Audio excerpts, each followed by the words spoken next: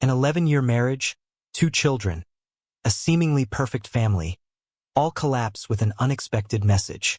The wife's lies, late-night texts, and deleted chat records. What is hidden behind all this? Follow the story to discover the depth of betrayal. Facebook notification exposed wife's cheating of 5 years, so I got separated and ripped her off. I've been married for 11 years with 2 kids 8 and 5. My married life has been great until now, something I treasure a lot. Wife had been an amazing partner and a great mom to my kids. However, something happened 2 days ago that made me question my perfect happy family. This Friday night we were lying on our bed to sleep. Wife was showing some funny videos on her phone, and that's when the Facebook message popped tingled with the cha the head. It was there for a good 5 seconds. I saw the name and profile picture on the chat head before she swiped it away. It was 1:0 a.m. in the night. I asked her whose text it was. She replied, "I don't know, maybe some random one on Facebook." I gave her back the phone and asked if she wants to respond. She said no, must not be urgent, and we continued to watch the video. Few minutes later, another message popped up from the same chat, and she swiped it off again. This happened a few more times, and every time it occurred, our awkwardness grew, followed by moments of silence. I could feel the cold, eerie vibe between us. I could sense an urgency that she wanted the phone back but couldn't ask, because that would lead to another series of questions from me. We no longer were enjoying the funny video.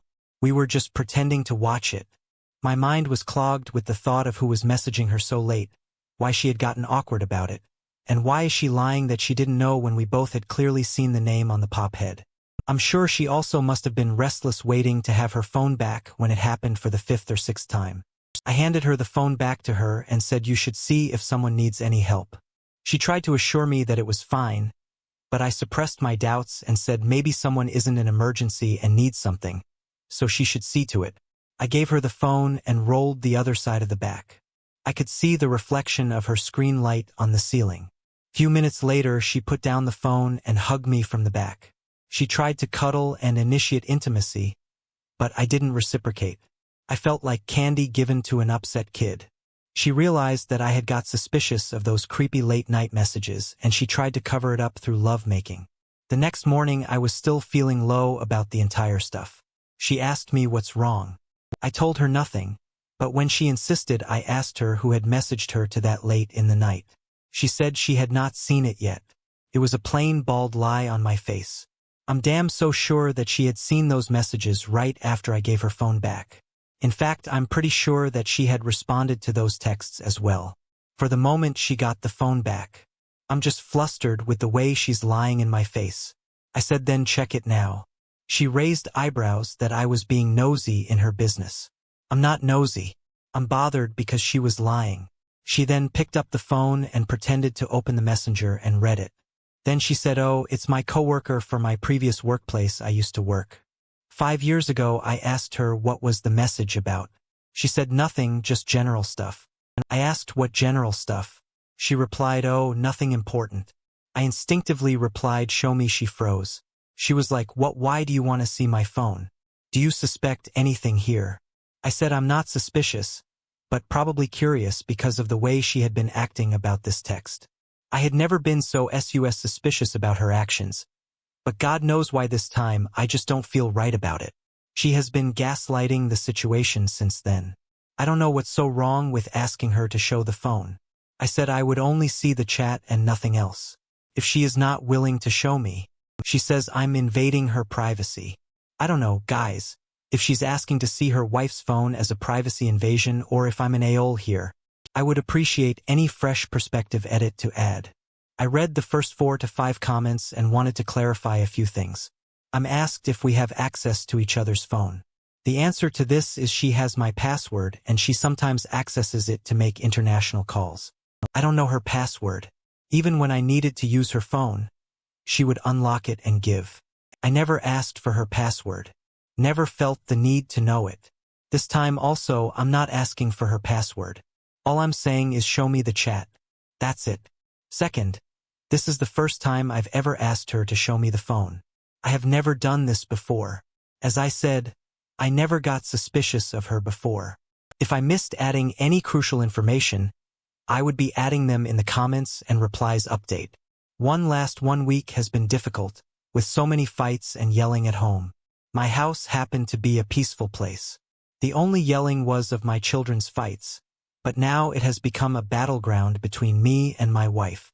We fought for the whole of last week and we both were pretty much stuck to our guns. She was assuring me that there was nothing wrong in the chats.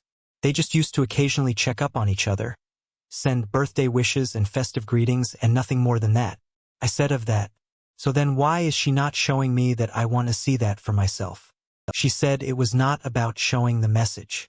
It was about trust issues and that I didn't trust her and that I was intruding on her privacy. She thought I would move on from this soon and forget about it. She tried all means to distract me from topic. The very next day she planned for a gaming evening. That didn't go too well because I was feeling low for most of the time. I tried to be cheerful with the kids, but also made it clear to wife that this is not going to help. Then, 2 days later, she announced at the dinner table that we were going for a 3-day camping trip to freshen up. I understood her tricks and said I was busy and would not be able to make it at such a short notice. The kids had their exams this month. They were also kind of confused why she was planning a trip just before their tests, when none of her tricks worked. She finally agreed to show the chats, but she laid some ground rules that I wouldn't check anything else and ask no questions.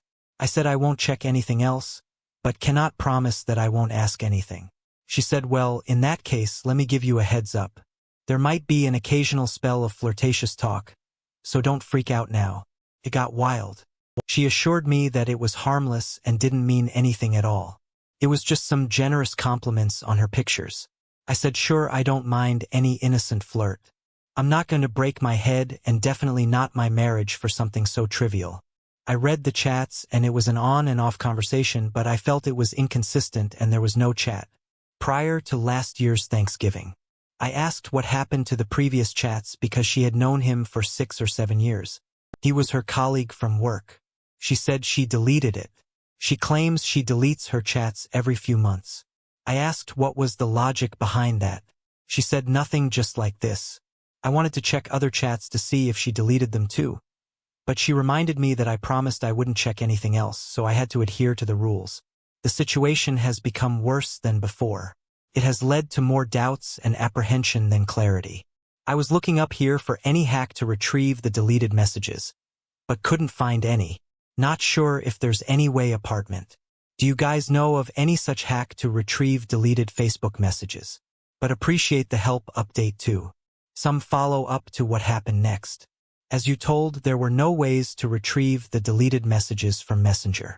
It doesn't go to the archives, so no luck in that front. Wife insisted that I move on from that incident, but I had this nagging feeling that something was not right. She suggested we go for a vacation. I said instead let's go for a couples therapy. She was repulsive, saying we didn't need any. I said I needed one because what I'm going through is not normal. My trust has run thin and we cannot have a healthy relationship without trust. She agreed to visit the couples counselor. Visit 1. She's too guarded about her feelings. She measures her words before answering anything. She's more like, I don't see any problem in our marriage. It's just you, but I'm here to support you.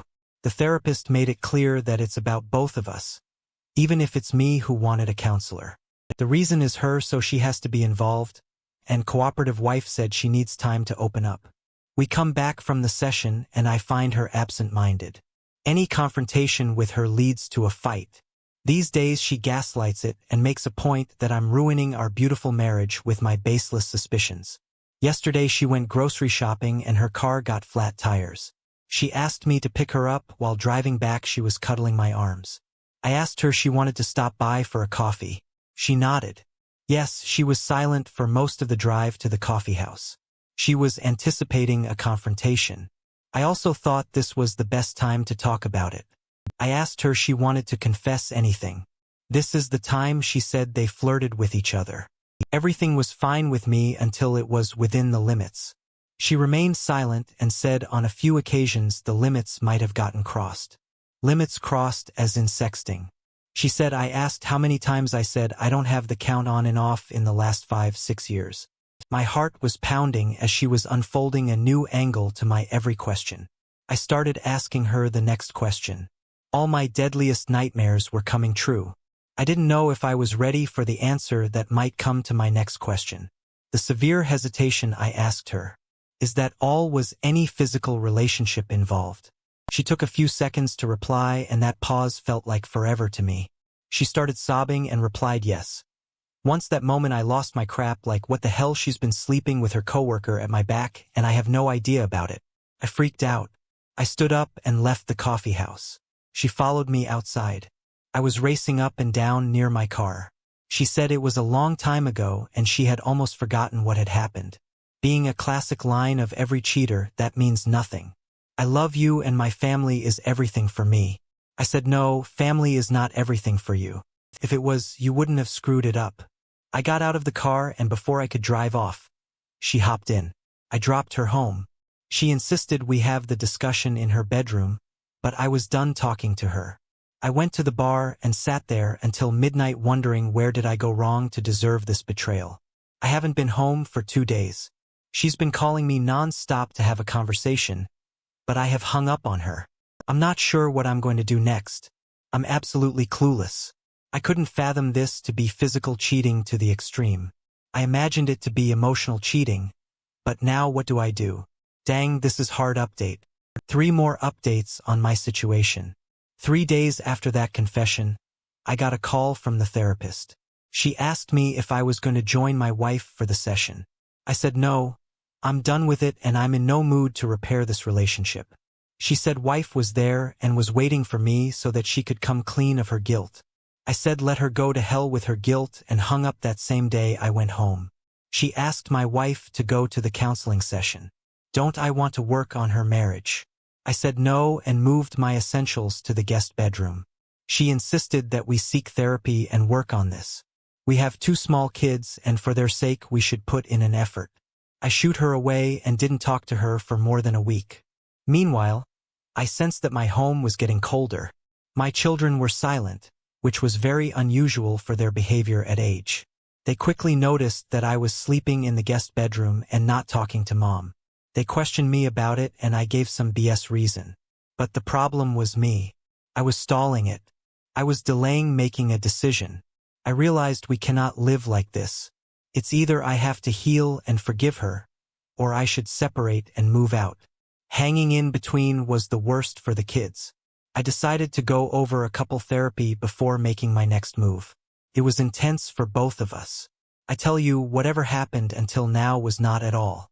I got to know the complete truth and thankfully so I attended the session. It helped me make a decision. Wife confessed that she slept with a fair partner some 5 years back. She was going through emotional turmoil. She had lost her mother back then while battling postpartum trauma after the birth of her second child. Second pregnancy and delivery was difficult for her, and losing her mother just after that made the situation worse for her, though I remember having her back and doing everything my means to support her. At the time she claimed she needed a place to channelize her turmoil. She could think of nothing better than cheating. It happened in this way. He congratulated her on her second child. Then she told him about her mother's demise and he lent his emotional support. She opened up to him about her postpartum turmoil and they got engaged in sexting. Then I went for a week-long trip and they slept. That was the first time guilt kicked in for both of them and they ghosted each other. She got no contact for more than a year. Then a messenger on Thanksgiving and things got heated up again. They slept again and then stopped talking after that. This happened 6 times in 5 years, when they flirted, sexted, slept and ghosted. So this Facebook notification was the start of the next cycle and they would have ended up in bed soon if I didn't see the notification. That night she cried and said nothing. Unlike last time, my emotions took over my anger and I cried like a helpless child. I felt like a gush of emotions flowing out in the form of tears. She pleaded with me to forgive her and that she would never talk to a fair partner and would never cheat on me again. I didn't say anything, but I have made another appointment with the therapist and this time I would be visiting alone. Now that I know that it is not a one-time thing, I'm pretty much clear on what I want to do. We are still in our late 30s and have a couple or more decades to go. I don't want to be with a person whom I cannot trust blindly. So yeah, I'm going to file for the separation soon. Update 4. We're in the middle of separation. It's a tough time for the family, especially the kids, but we have to do this, even for the sake of our children. We have been living separately since that day. She has offered me all sorts of options as trade-offs for divorce, the extreme of which is I can sleep with whoever I want and she wouldn't question me for that. I can have a mistress or an affair for a year until I assure her I'll come back to her and won't divorce her. Felt gross. That's not my idea of being married. I said I prioritized loyalty over everything else. I was loyal in my marriage, and if I have to do what she's offering, why do I have to be ready to her? I said separation is inevitable, but if she really wants to repent or do something for me, she should let me go. Without being greedy, we would be co-parenting our children. I have offered her to live in our house with the kids, so there's minimal change in the children's life. I have seen a place for myself, a tiny one for my single self, but it would take a month to get the possession. Until then, the guest bedroom is my den. We have spoken to the children about the separation, enrolled them for therapy. We are seeking counseling as a family and as individuals to be able to cope with the changing dynamics. It feels terrible to be separated from my children, but I think that's the best for all of us. They have seen us fighting and yelling at each other, and that's not a pleasant sight either. Seeing their parents living separately is heartbreaking for them. But soon they would understand that it's for everyone's good when they see us as happy individuals. We'll update the thread as the situation progresses. Update life. It was not as easy as I thought. The day I was moving out was quite a disaster for me and my family, including STBX's wife. I was anticipating this to be hard, but since I was living with them, I didn't realize it to be this hard. There was too much crying and emotions burst out. STBX's wife tried until the last to talk me out of the separation, but it was off the radar. I packed up and took my children to the menu place. This was to make them understand that they had two houses and Dad is still here for them, even though living apart. When I was leaving, she hugged me and cried. I'm still mad at her, but I let her cry on my shoulder. She says she also wanted to come to my new house. I said she's not welcome there. She broke down so badly that she didn't care that the children were around and said I bargained to my happy and stable marriage for something so cheap and meaningless. What I did has no importance in my life, and yet I lost everything for that. I said I understand the pain and helplessness she's going through, but she's the one responsible for this. No one, not even the affair partner, has any accomplice in her misery. After knowing about their affair pattern, it doesn't look like they had any sort of emotional connection. It sounds like an occasional cold sex and they move on in their individual lives. Sadly for wife, I was able to get to the truth that she has to go through this while the affair partner is leading his life peacefully with his wife and children. I'm not sure if STBX has updated a affair partner about her divorce. They might completely cut off of each other after this if a affair partner treasures his marriage and doesn't want to end up having a fate like STBX, or they may go deeper into the affair. Their business don't want to break my head over this. Some of you commented that I should inform affair partner's wife about the secret affair. Like me, she also must be in the dark about this. Yeah, that makes sense, but I'm yet to dig into that thought. I have a very limited coordinates about affair partner and trying to find the channel to contact his wife would be a task. So maybe once I'm settled into this new place, I'll try to reach out to her. We'll try updating this thread whenever possible. Thanks for watching. If you like this video, please subscribe to my channel and let's continue this journey.